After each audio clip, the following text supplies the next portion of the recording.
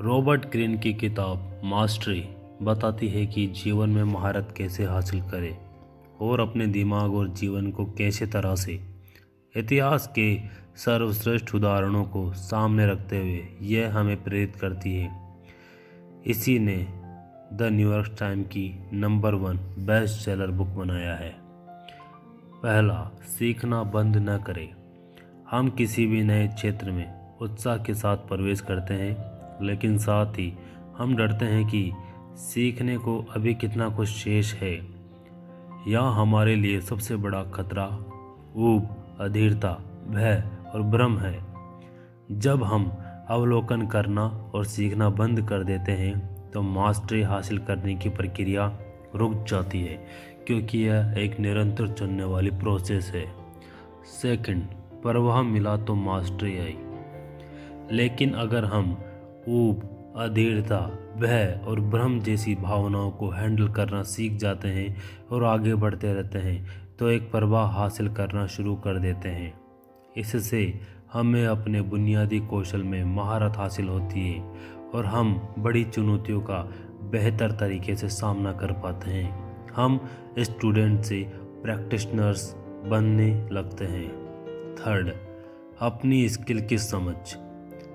जब हम अपने स्वयं के विचारों और प्रयोगों की आजमाइश करते हैं और इस प्रक्रिया में हमें जब प्रतिक्रियाएं मिलना शुरू होती है तो उससे हमारी एक शैली का विकास होता है। वर्षों तक कौशल के अभ्यास से हम निपुणता की ओर छलांग लगाने लगते हैं। हम में अपनी स्किल्स और क्षमताओं के प्रति एक सहज समझ विकसित होती है। हम कुछ नया करने में सक्षम होते हैं।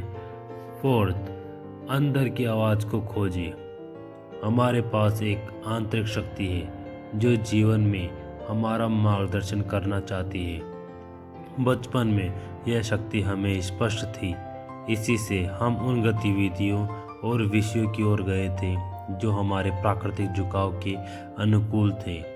हम में एक जिज्ञासा पैदा हुई थी जो गहरी और मौलिक थी।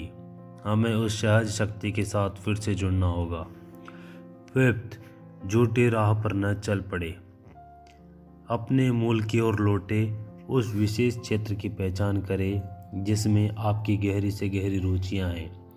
झूठे रास्ते से बचें और अपने बारे में ईमानदार रहें।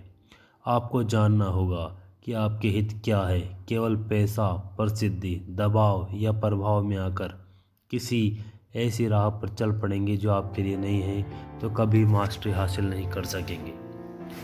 6, जीवन का दूसरा चरण। औपचारिक शिक्षा पूरी करने के बाद आप अपने जीवन के सबसे महत्वपूर्ण चरण में प्रवेश करते हैं, व्यावहारिक शिक्षा का चरण, जिसे अप्रेंटिस या प्रशिक्षु होना कहते हैं। हर बार जब आप करियर बदलते हैं या नए कौशल हासिल करते हैं तो आप जीवन के इस चरण में फिर से प्रवेश करते हैं। इसमें खतरे हैं और अगर आप सावधानी नहीं तो असुरक्षाओं के शिकार हो जाएंगे। 7, किसी एक स्किल पर फोकस हो। सबसे पहले यह ज़रूरी है कि आप ऐसे कौशल से शुरुआत करें जिसमें महारत हासिल कर सकते हैं। आपको इस सोच से बचना चाहिए कि आप एक समय में कई कौशल सीख सकते हैं। आपको एकाग्रता की शक्तियों का विकास करते हुए समझना होगा कि एक साथ कई कार्य करने में आप कहीं नहीं पहुंचेंगे। धन्यवाद।